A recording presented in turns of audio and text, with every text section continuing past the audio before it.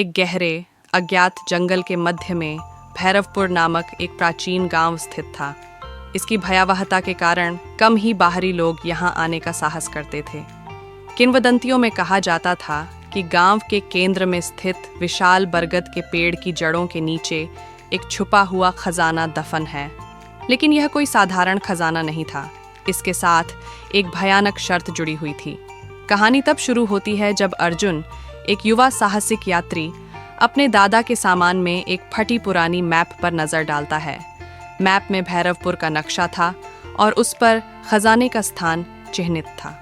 धन की आशा में अर्जुन ने अपनी यात्रा शुरू की, जाने अनजाने कि उसे क्या सामना करना पड़ेगा। जब वह भैरवपुर के चारों ओर के जंगल में प्रवेश किया तो एक असहज सन्नाटा उसे घेर लिया।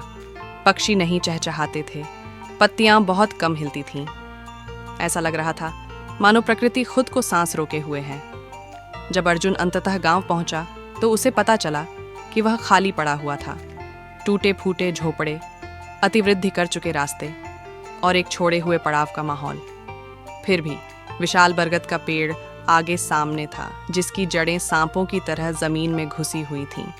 पेड़ के नीचे अर्जुन ने एक पत्थर की स्लैब ढूंढी जिस पर रहस्यमयी चिन्ह खुदे हुए थे। उसने अपने दादा के जर्नल की मदद से उन्हें पढ़ा। खजाने को हासिल करने के लिए एक व्यक्ति को अपने गहरे भय का सामना करना होगा। उसकी रीढ़ में ठंडी सी लहर दौड़ गई, लेकिन लालच ने सावधानी पर भारी पड़ा। निर्देशों का पालन करते हुए उसने अपना हाथ स्लैब पर रखा और उसके पास लिखे मंत्र को फुसफुसाया। अचानक जमीन हिलने लगी, जड़ें टूटकर अलग हो गईं, जिससे एक अंधेरी राह उजागर हुई जो भूमिगत जा रही थी। हिम्मत जुटाकर अर्जुन ने गहराई में कदम रखा। जैसे ही वह आगे बढ़ा, मशालें स्वतः जल उठीं, जिससे दीवारों पर बने विकृत प्राणियों के चित्र दिखाई दिए। हर कदम की गूंज ने उसके भय को और बढ़ा दिया। अंततः वह एक गुफा सी कक्ष में पहुंचा, जहां सोने के सिक्के, रत्न और पुरातात्विक वस्तुएं कम रोशनी में चमक रही थीं। लेकिन उसकी रखवाली में एक अंधेरे में लिपटा छाया सा आकृति खड़ा था। उसकी खोखली आवाज कक्ष में गूंज उठी। तुम मेरे खजाने की तलाश में हो मानव, यह जान लो, तुम सब कुछ ले सकते हो, लेकिन सिर्फ अगर तुम अपने सबसे बड़े बदशगुन का सामना कर सकें। अर्जुन के जवाब देने से पहले ही कक्ष उसके चारों ओर बदल गया। वह अपने बचपन के घर में था, लेकिन कुछ गलत था। छायाएं दीवारों पर लहराती हुई डरावनी आकृतियों में बदल गईं। दर्पण में उसकी प्रतिबिंब बेजान आंखों से वापस देख रही थी, जो ऐसे शब्द बोल रही थी जो वह नहीं सुन सकता था। फिर दरवाज़ा चीखता हुआ खुला और एक आकृति अंदर आई।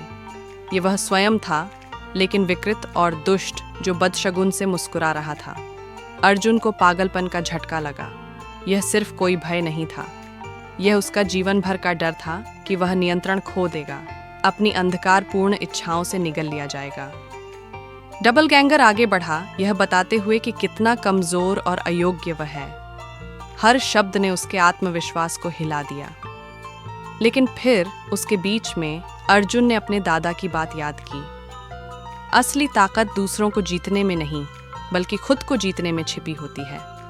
नई हिम्मत के साथ उसने अपनी आंखें बंद कर लीं और अपने दिमाग को शांत करने पर ध्यान केंद्रित किया। धीरे धीरे बदशगुन उलझन में घुल गया। वह भयानक आकृति धुएं में बदलकर गायब हो गई और दबावपूर्ण वातावरण समाप्त हो गया। जब अर्जुन ने अपनी आंखें खोलीं तो वह खजाने के कक्ष में था। छाया रूपी रखवाले ने स्वीकृति के साथ सिर हिलाया। तुमने अपने भय का सामना किया है और जीत हासिल की है, उसने कहा। जो चाहो ले लो। बिना किसी देरी के अर्जुन ने अपने थैले में खजाने से भर लिया और सतह पर वापस आ गया। हालांकि वह भैरवपुर से अधिक समृद्ध होकर चला गया, यह अनुभव उसे हमेशा के लिए बदल दिया। लालच ने फिर कभी उसकी नज़र को धुंधला नहीं किया। इसके बजाय उसने धन का उपयोग गरीबों की मदद के लिए किया और कभी भय को खुद पर शासन न करने की कसम खाई।